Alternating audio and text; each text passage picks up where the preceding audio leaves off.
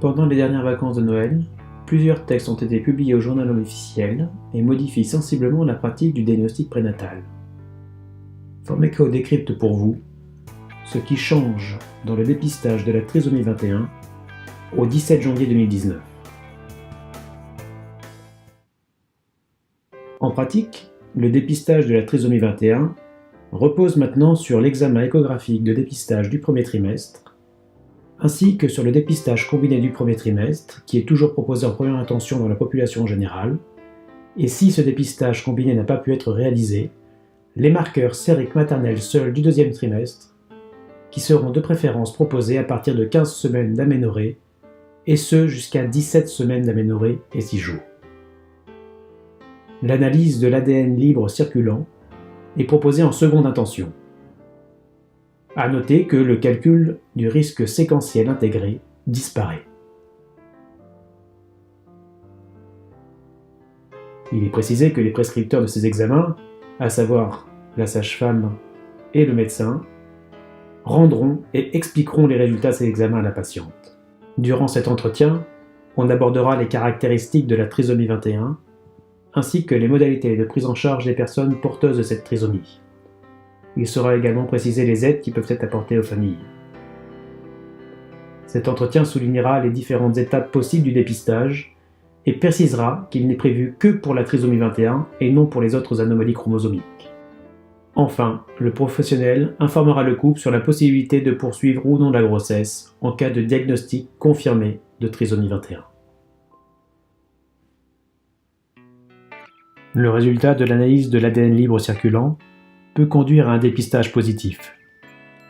Cela veut dire que le résultat est compatible avec une trisomie 21. Une consultation adaptée est alors nécessaire et un contrôle par karyotype fœtal doit être proposé afin de confirmer ce résultat. En effet, un dépistage positif ne signifie pas obligatoirement que le fœtus soit porteur de trisomie 21. Le dépistage peut également être négatif, cela veut dire que le résultat n'est pas en faveur d'une trisomie 21 fœtale. Cet examen ne remplace pas le karyotype fœtal et n'est destiné qu'à dépister la trisomie 21. La surveillance de la grossesse doit alors rester inchangée. La sensibilité et la spécificité de ces examens sont bonnes, puisque proches toutes deux de 99%, le taux de faux positifs est lui inférieur à 1%. Mais alors, quand est-ce qu'on doit proposer l'amniosynthèse et quand est-ce qu'elle est prise en charge par l'assurance maladie ?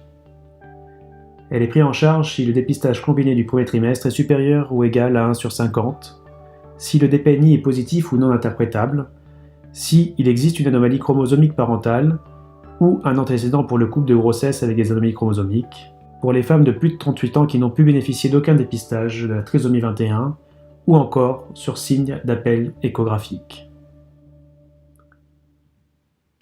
En résumé, en cas de grossesse simple, il conviendra de proposer le dépistage combiné du premier trimestre en première intention, et s'il n'a pas pu être réalisé, les marqueurs seuls maternels du deuxième trimestre.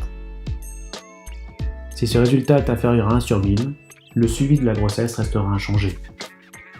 En revanche, si le résultat est supérieur à 1 sur 1000, il sera alors proposé une analyse de l'ADN libre circulant.